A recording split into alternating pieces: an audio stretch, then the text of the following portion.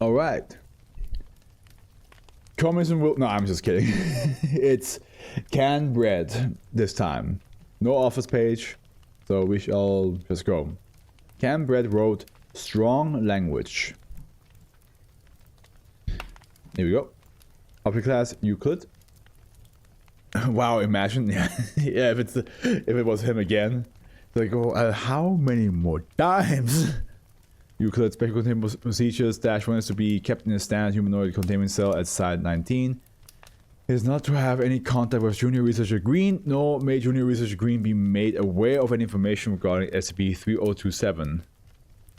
To prevent this from occurring, she has been reassigned to a professional site. -2 is to be stored in the high security archives of Site 19. Access to -2 is permitted for research personnel of clearance level 3 or higher, but no personnel regardless of clearance level may attempt to memorize or internalize its contents. Similarly, the information in this document is to be considered eyes only and may not be copied or memorized.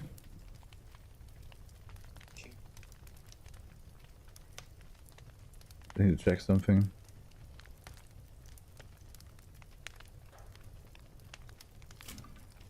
Okay. Despite -1's misuse of SCP-3022... Oh. Okay. No disciplinary action is to be taken pursuant to a vote by the Ethics Committee, citing -1's Foundation aligned intention in its violation of regulation. Okay, interesting. So, I mean, makes sense. Well, actually, no. I was about to say, like, oh yeah, because Communism Movement wrote all of these, but okay, no, it's the actual one that Communism Movement did not write. That's connected to the one of the ones they wrote. SCP-3027's consonant inventory. And SCP-3027's vowel inventory. Stop. Fricative, affricate, nasal, lateral, what?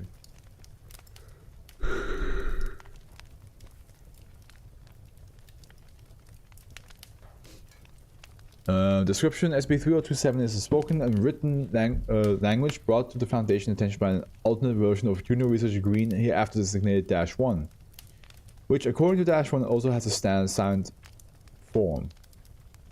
-1 intentionally used SCP-3022 without authorization to enter our reality from a parallel reality, designated Babel, in order to preserve knowledge of SCP-3027 and study it in a controlled environment. Unlike this reality version of Junior Researcher Green, who is monolingual English speaker, -1 is fluent in both English and SCP-3027. Much of the Foundation information concerning SCP-3027 was provided by -1. -2 is a copy of a complete grammar and dictionary of the English speakers, published by Oxford University Press in 1950 in PR 3027 Babel. Brought to this or Babel, no idea. Brought to this reality by -1. The number of pages within as well as the content of these pages has been observed to vary while SCP-3027 is being spoken or written by -1. SCP-3027 itself is believed to have originated in the northern Italian peninsula in PR 3027-Babel. We don't know. Because I'm thinking of Babylonian, but that's probably not where the word is coming from. In all other known realities, it was supplanted by Indo-European language many centuries ago, based on information provided by -1. A short interview with SCP-3027 itself, it seems that SCP-3027 is sentient and perhaps sapient. In general, it is known not to be hostile to humans. However, it is extremely territorial, viewing its territory as the entire domain of human communication. SCP-3027 is capable of exerting its will by changing the meaning of words and morphemes in its lexicon at a presumably unlimited speed in the minds of any or all of its speakers. In this way, it manipulates human communication and indirectly plants ideas in the minds of its speakers to serve its own purpose. Log A. Interview. Interviewer, Dr. Atkinson, a senior researcher at site. Wait, hold on. Oh. Yeah. Okay, -1, a version of junior researcher Green from Dash Babel. Extraness and convers. Jesus, almost knocked my cup over. Extraneous and conversational data has been redacted. But how can a language, even an anomalous one, attack another language? Don't they only exist as media of communication? It doesn't attack other languages per se. It manipulates its speaker into doing its bidding. Manipulates? Like controlling you? Oh no, not like that. It deceives them. Us, I suppose. Sorry, what number do you give this language? I'd rather not say its name. 3027. Right. One person, let's say it's a political leader where SCP-3027 is spoken, gives a rousing speech about something, right? Right. It doesn't even matter what the person says. SCP-3027 changes its meaning for a little bit. And everyone in the crowd hears something like, the Indo-Europeans are invading our homeland, we have to drive them out, and it's a really great convincing speech, so they go to war. And win. And win. And they conquer some territory, force their subjects to speak the languages. I see. It's close to achieving its goal in my world. It's taken centuries, but finally got enough momentum to leave the Doctor, starting in the 19th century or so. Now it's gotten a lot of people just mad enough that for that last genocidal push before it rules human language. So, sorry, enough momentum to leave where? Its homeland, somewhere in the south of Europe. It might have a different name in your reality. Do you call it Europe in your reality? We do. An interview log. You call it Europe? Well, it depends. If you say Europe, but then you go to fucking Asia, then maybe not. Interview log B. Doctor, Head of Foundation Linguistics, -1. I'm serious when I say it should be reclassified as Keller. I disagree. It doesn't pose much of a containment risk if you don't speak it. But it manipulates human thought. It's shaped centuries of my world's history, and there's nothing we can do to stop it if it gets out. Exactly, if it gets out. There's no question that it would be dangerous, but seeing as you're the only speaker here and you're cooperating, it's staying Euclid. That's right.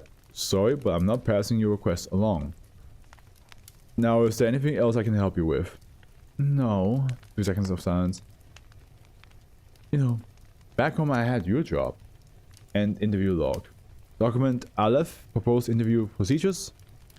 As the only living speaker of SCP-3027 in this reality, I propose that I aid Dr. Atkinson in interviewing it, as we may provide some valuable information regarding its origin and intentions.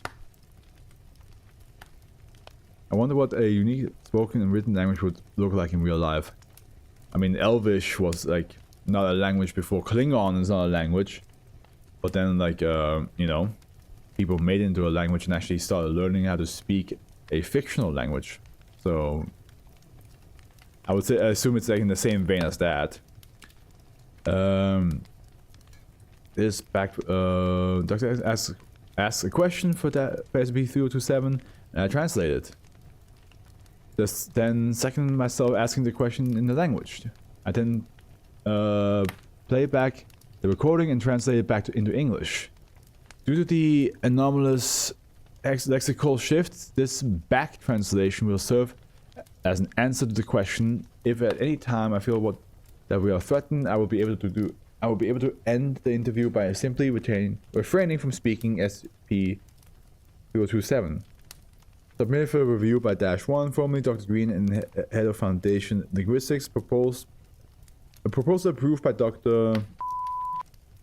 and then interview log C. Dr. Atkinson with -1 interpreting, and subject SCP-3027. Any content spoken in SCP-3027 has been redacted due to its potentiality of potentially info-hazardous nature. Again, log. Does this work? Can you answer my questions? Are you stupid? Can you give me some statements? What do you want to do to humans? I'll give you 2 statements to answer with. The second statement I'll provide. Why do you think I care about humans? You took away my rightful home. Now your purpose is as my tool. My purpose, your speaker's job, is to contain you. I know you have killed people just to destroy the language. I have reason to believe you are hostile. Are you? Your purpose, your species history, has destroyed all I love. Your language have killed all my siblings. I have reason to believe other speakers are hostile. Are you? No, the constant like back and forth, huh? This is me speaking English now. I think we should stop here. I don't much like the thought of letting it manipulate my perception like this. Agreed. This has got to be the weirdest interview I've ever conducted.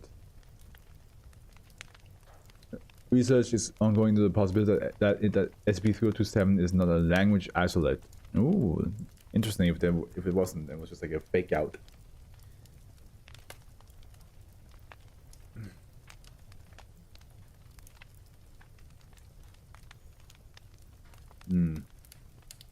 But yeah, having like a whole new language. I wonder if anybody in the Foundation community will eventually create that, you know?